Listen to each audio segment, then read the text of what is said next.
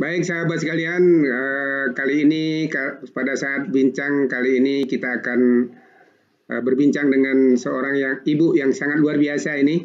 Mudah-mudahan apa yang kita bincangkan hari ini topiknya adalah menulis buku populer. Telah hadir di hadapan kita ini Ibu Insinyur Hajah Embung Megasari MSI. Assalamualaikum Bu Embung. Waalaikumsalam Pak. Ya, gimana kesibukannya? Masih di pelatihan dasaran Ibu ya? Iya Pak, 2 minggu ini kami berkutat di Diklat Latsar anak adik di Rohil dan Pekanbaru Pak. Pekanbaru ya. Baik Ibu, mungkin Ibu bisa cerita sedikit tentang profil Ibu lah, supaya kawan-kawan bisa lebih kenal lah. Kalau saya tahunya Ibu ini seorang widya suara, kemudian pembina di Asosiasi Profesi Widya Suara Riau. Kemudian ada, kalau tidak salah ada Ibu mainan anak-anak itu. Mungkin Ibu bisa cerita sedikit tentang kegiatan Ibu. Silakan Ibu. Baik, terima kasih Pak Margolang. Alhamdulillahirrahmanirrahim. Bismillahirrahmanirrahim. Bapak dan Ibu, saya sangat bersyukur pada hari ini Pak Margolang sudah mengangkat satu aktivitas yang membuat kita harus selalu bergerak ke depan. Perkenalkan, saya Embung Megasari Zam. Saya akrab dipanggil dengan nama Embung. Saya bertugas sebagai widya suara di BPSDM Provinsi Riau. Awal karir saya sebagai CPNS ada pada tahun 1986. Kemudian saya terus bergerak pada tahun 2020. Tadi agak kendala Bu, mungkin jadi kawan-kawan di sini kita sudah hadir Bu Embung. Tadi beliau sudah men-share pengalamannya dalam menulis dari gurunya. Tadi mungkin bisa diulang lagi gimana tadi Bu, maaf Bu. Baik, rekan-rekan Bapak dan Ibu semua yang saya banggakan, saya ini sebenarnya belumlah jadi pemain atau penulis yang banyak menulis, tetapi paling tidak saya sudah memulai. Yang mungkin saya ingin memulai itu seingat saya setelah menjadi widya suara, saya tertantang dengan tugas apa selain Dikjarti. Jadi pernah saya mengikuti pelatihan, salah seorang fasilitator menyebutkan bahwa tinggalkanlah pengalamanmu dalam bentuk tulisan. Nah itulah yang membuat saya kepengen. Macam mana saya bisa meninggalkan tulisan katanya. Tinggalkanlah pengalaman dalam bentuk tulisan katanya. Gitu loh Pak Margolang. Iya baik. Nah, ya. Kalau bisa Ibu cerita apa judul-judul buku yang pernah Ibu tulis barangkali? Baik. Sejalan dengan informasi tadi, jadi akhirnya saya mencoba menulis tahun-tahun 2012, tapi hasilnya baru dalam bentuk artikel. Namun 2014 saya mencoba menulis buku yang saya pikir ini pasti terjadi di instansi dimanapun instansi, yaitu dengan judul employer relation. Jadi ini hubungan antara pekerja ya. Iya, saya bikin Pak, tapi untuk diketahui oleh semua rekan-rekan, membuat ini ternyata hampir 3 tahun. Lama Bu ya. Mangkrak di dalam komputer lama, kemudian bolak-balik di kutak-katik karena saya dulu berharap saya punya tulisan harus sempurna. Ternyata itu salah Pak. Oh, itu Bu ya. Oh, jadi tulisan tidak harus sempurna Bu ya. Jadi kita tidak boleh berpikir bahwa tulisan yang kita tulis itu langsung sempurna. Tidak boleh. Tidak boleh ya. Nah, pengalaman saya, itulah yang membuat hampir 3 tahun Pak. 3 tahun ya, wah cukup lama ya. Iya. Kemudian saya menulis yang kedua Pak, yaitu dinamika diklat implementasi proyek perubahan. Ini berawal dari selesainya saya orasi ilmiah. Artikel itu saya create menjadi buku atas saran kawan-kawan, Pak. Iya. Jadi saya melihat ada agak spesifik dalam penulisan buku saya ini. Saya masukkan beberapa karikatur. Oh gitu ya, ada gambar-gambar Bu ya? gambar-gambar karikatur. Iya. Dan membuat saya merasa memiliki sekali karena saya melakukan penelitian langsung pada saat itu untuk bahan orasi. Kemudian ini saya jadikan buku. Insya Allah yang kedua. Mungkin itu yang membuat dia lebih Bu ya, karena kita apa yang kita tulis, apa yang kita rasakan dan kita alami langsung gitu Bu ya. Jadi ya, itu apa yang kita lakukan. Iya, seolah-olah menjadi bagian diri kita bukunya begitu Bu ya. Betul Pak, betul sekali. Wah, luar biasa tuh. Kemudian buku yang lain mungkin Bu ada? Baik, setelah kabarnya itu saya Pak, dapat jadi cerita kan masa pandemi Ibu di rumah malah produktif nulis buku katanya kan? Iya Pak, tiga buah buku Pak selama pandemi. Itu luar biasa. Selama Jadi pandemi itu ya selama pandemi ada 3 buku yang saya create menjadi tulisan yang menjadi buku. Tapi terus terang tidak otomatis karena saya sendiri, karena saya mendapatkan data, mencari, mengetik supaya rapi itu saya dibantu oleh tim. Saya tidak bisa bekerja sendiri ya. Ini buku pertama saya di pandemik, yaitu mengintip komitmen mutu bagi peserta pasca latihan dasar ya? Ya, pasca. Mengapa saya terbetik membuat ini, Pak? Iya. Sebagai seorang fasilitator di mata pelatihan komit mutu, saya melihat rekan-rekan CPNS itu bingung bagaimana dia bisa mengimplementasikan komitmen dirinya terhadap perbaikan mutu. Nah, gitu Pak. Jadi akhirnya saya cari penelitian, saya cari rekan-rekan itu, saya ambil referensi, saya jadikan. Oh, gitu Bu ya. Iya Bu, jadi itu juga hasil kegiatan Ibu lah ya dalam melaksanakan latihan Bu ya. Iya. Kemudian Bu, karena yang saya kan ada 3 katanya. Ada 5 Pak. Oh 5 ya? Iya artinya semasa pandemi. Ini kan ya ada 3 ya. Kemudian yang kedua di pandemi ini buku saya keempat. Tapi ini buku saya keempat. Unik judulnya. Isinya apa kira-kira itu Bu? Memburu sinyal itu. Ya, baik Pak Margolang dan Bapak dan Ibu semua. Mengapa ini terbetik di saat saya menjadi coach di salah satu peserta pelatihan? Kita lihat keseriusan mereka Pak, tetapi jaringan selalu menghambat. Dan yang paling saya terkesima di saat dia ujian, peserta ini ada yang goyang gini. Saya bilang kenapa? Dia bilang kami di pelabuhan Bu.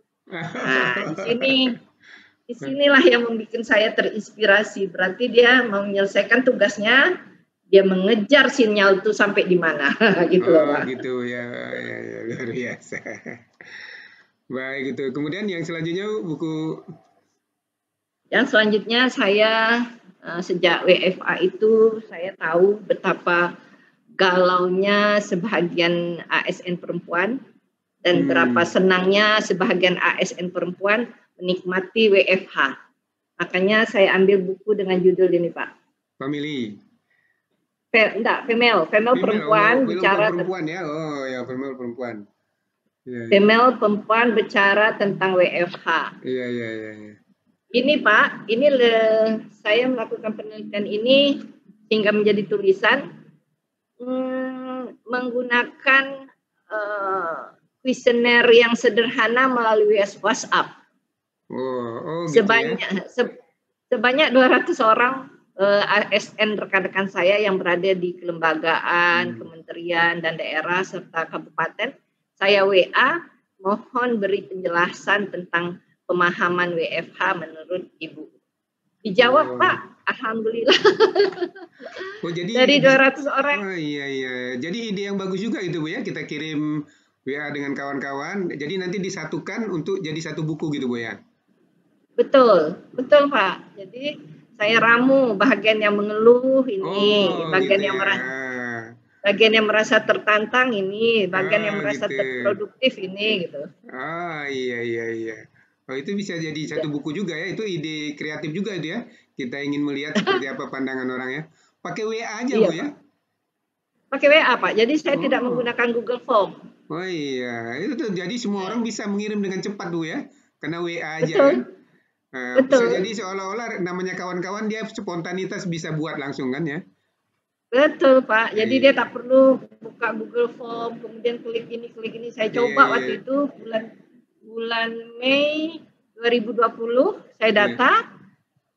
Maaf, bulan April saya data, bulan Mei saya kumpulkan data, kemudian saya tulis, saya Hmm. terus terang mengetik, saya dibantu oleh tim.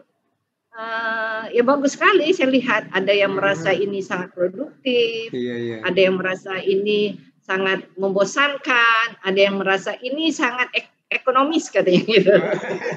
Iya, iya itu. Tapi ekonomis dia lebih jitu kan gitu kan, lebih memudahkan dan Ya, partisipasinya bisa lebih banyak gitu kan. Orang yang ya, gaptek-gaptek bisa ikut gitu kan, tidak harus iya betul. terlalu.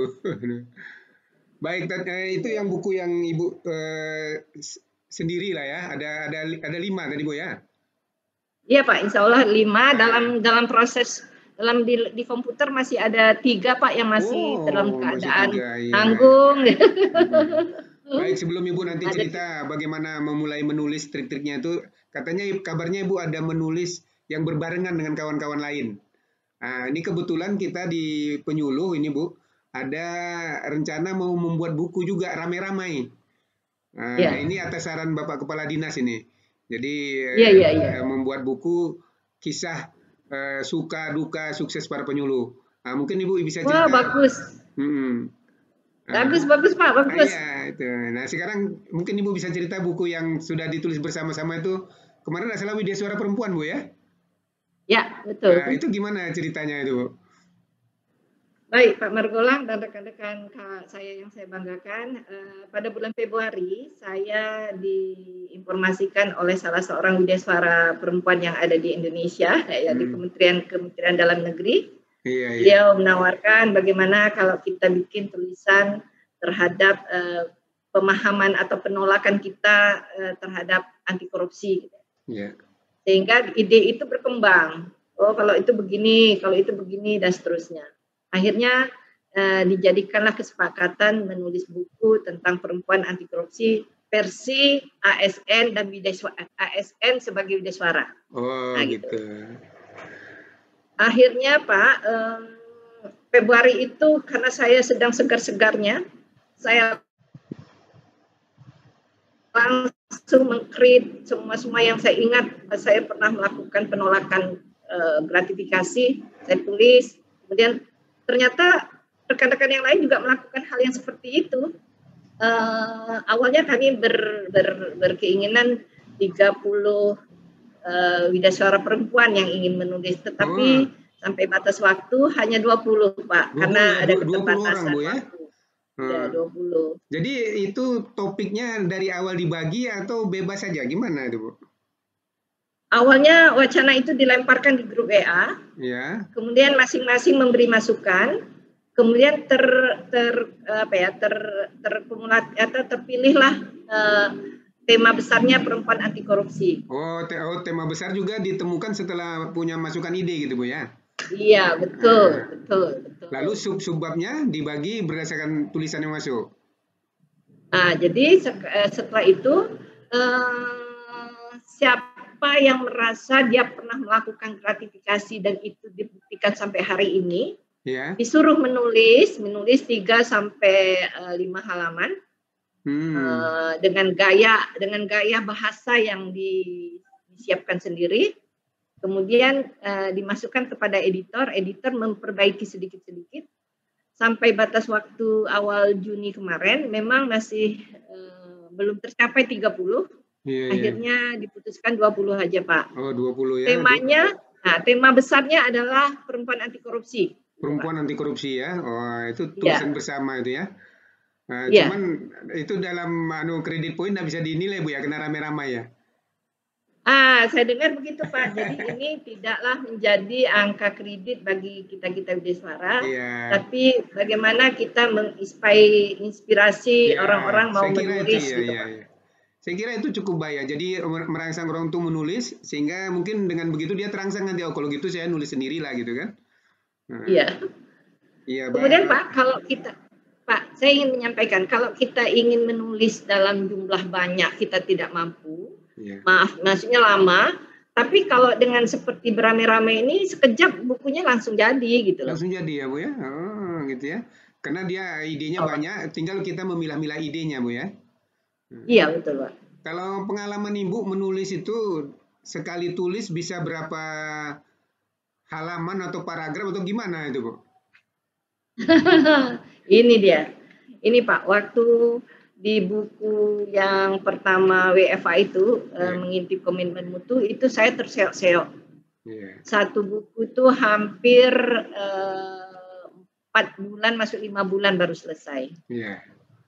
Nah, tetapi setelah pengalaman kedua memburu sinyal itu saya bisa menyelesaikan tepat pada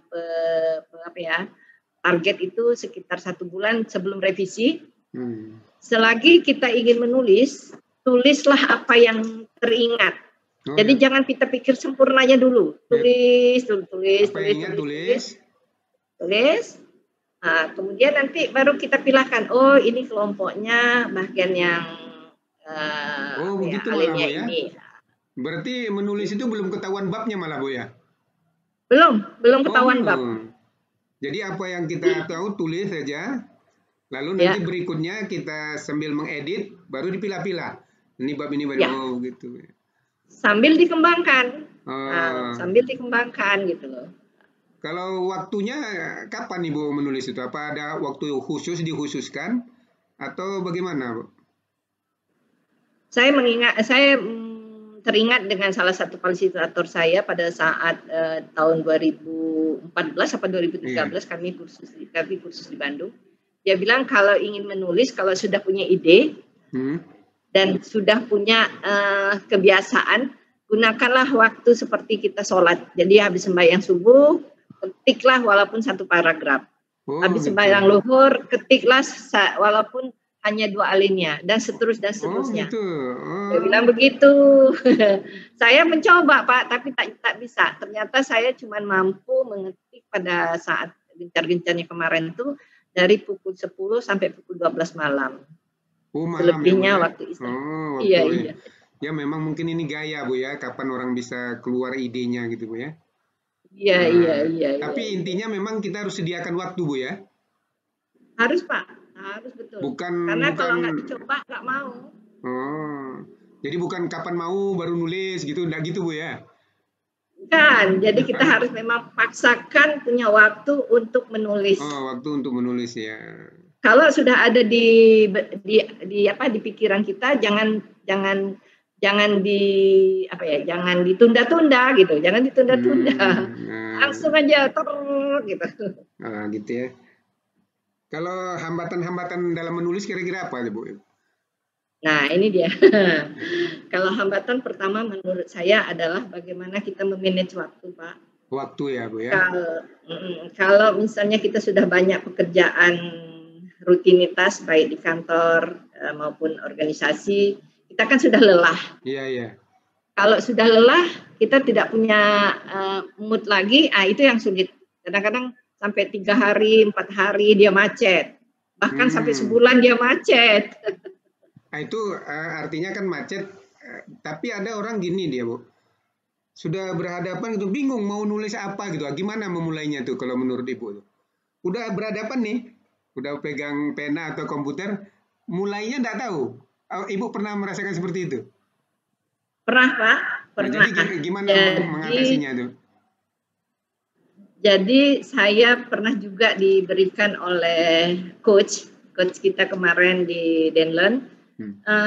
Dia bilang kalau kita sedang berjalan teringat, kalau enggak bawa kertas, bawa pena, rekam aja dulu. Misalnya apa yang kita ingin tulis, kita rekam aja dulu. Gitu ya. Setelah itu kita buka, sampai di rumah kita buka komputer, ini yang aku ingin ketik, aku ingin tulis. Tulis dari rekaman tadi. Iya. Berarti idenya bisa saja muncul kapan saja ya. Tapi waktu menulisnya kita tetapkan waktunya kapan itu tadi. Kalau Ibu yang jam 10 malam tuh Bu ya? Iya Pak, rata-rata begitu.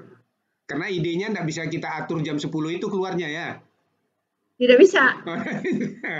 Oh iya iya iya. Oh Kak, berarti Ibu kalau kalau Ibu saya atasinya salah satunya dengan merekam ya Bu ya. rekam. Oh iya iya sekarang orang punya HP semua ya Bu ya bisa mungkin langsung merekam nanti di rumah baru teringat lagi deh. Memang biasa saya juga merasakan gitu Bu. Kadang-kadang dapat ide diingat-ingat, ingat-ingat, ingat. Ada bahayanya. Nanti kalau kita sedang jalan mengingat-ingat ide itu kan jadi tidak konsentrasi kan. Saya pernah juga Iya, ngalamin iya, begitu. iya, iya. Karena ada ide mau ingat-ingat itu. Baik Bu, luar biasa ini. Jadi kawan-kawan ini mudah-mudahan nanti bisa meniru Ibu nih lah ya. Jadi dapat menulis Bu. Atau ada hal lain Bu yang mau disampaikan tentang buku yang Ibu tulis atau pengalaman Ibu? Baik Pak, saya ini sebenarnya itu tadi, saya ini modal nekat sebenarnya. Kalau saya pikir-pikir saya ini modal nekat. Tapi setelah saya merasakan kenyamanan mengetik, menulis dengan ide-ide itu, ternyata memang ada masa fluktuasi. Nah, terkadang kita sedang on betul, itu sedap kita ketik. Walaupun saya terus terang untuk merapikan, untuk settingnya saya harus dibantu oleh tenaga pengetik karena saya tak paham sekali tentang itu. Tetapi bagi saya bagi saya memulai itu yang lebih penting. Memulai kalau kita udah macet, jangan kita biarkan, kita mulai lagi, mulai. Jadi latihan itu memang dipentingkan sekali.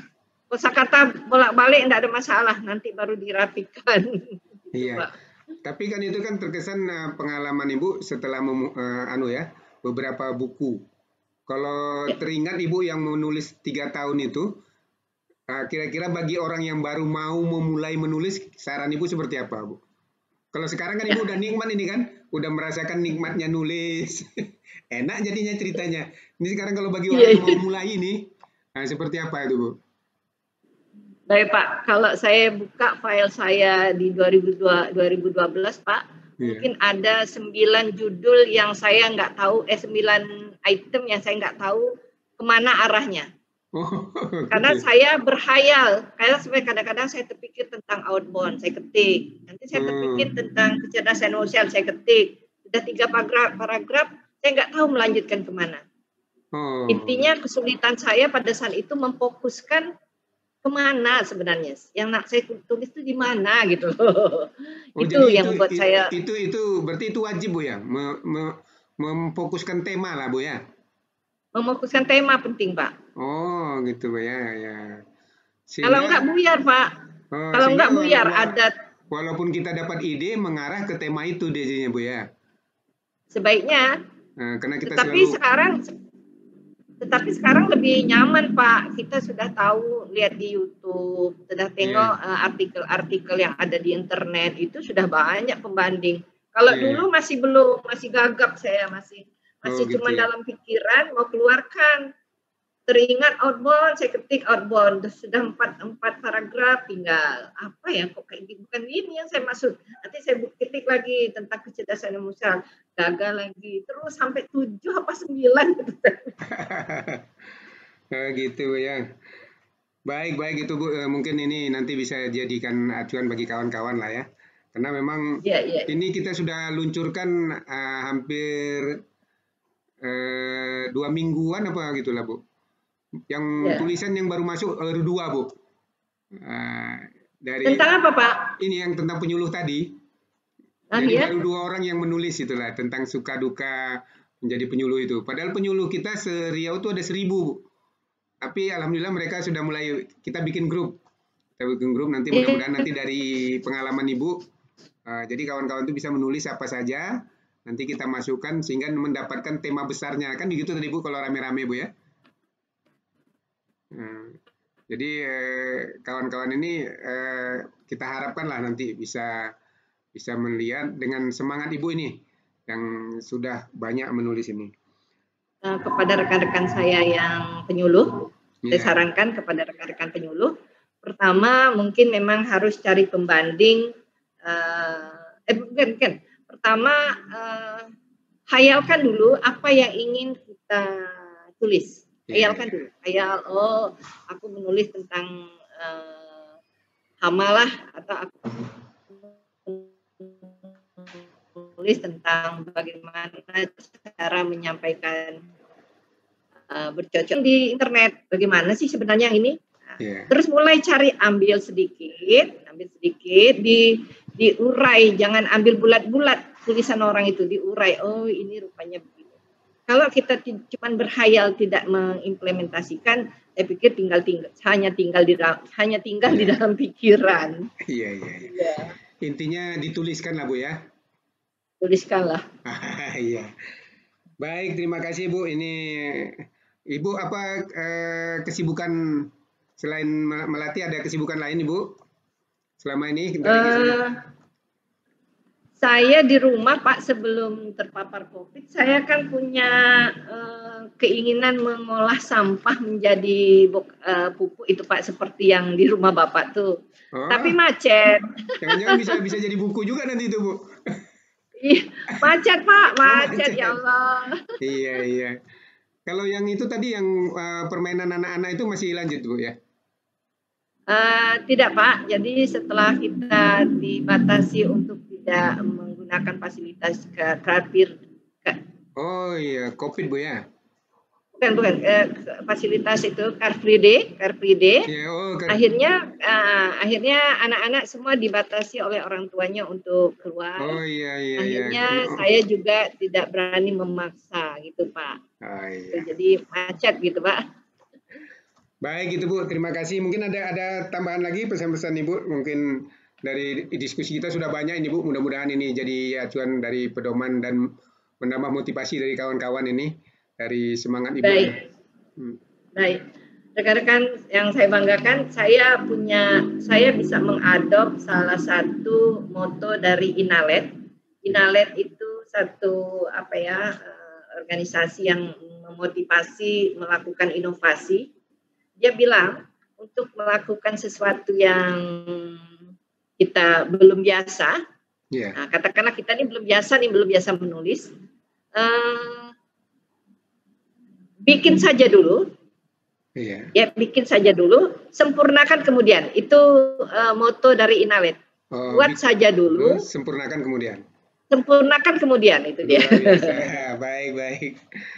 Ya Bu, terima kasih banyak nih Bu. Mudah-mudahan perbincangan kita ini bisa bermanfaat dan dapat dijadikan acuan lagi bagi kawan-kawan. Untuk Ibu, terima kasih ini di sela-sela kesibukannya. Tadi saya dengar hanya jarak setengah jam dari tugas dengan peserta saya kira ya. Saya kira demikian Bu. Mohon maaf kalau ada hal-hal yang kurang berkenan. Burung Irian, burung cendrawasih. Cukup sekian, terima kasih. Assalamualaikum warahmatullahi wabarakatuh. Waalaikumsalam warahmatullahi wabarakatuh. Salam cerdas. Salam cerdas untuk kita semua. Ya.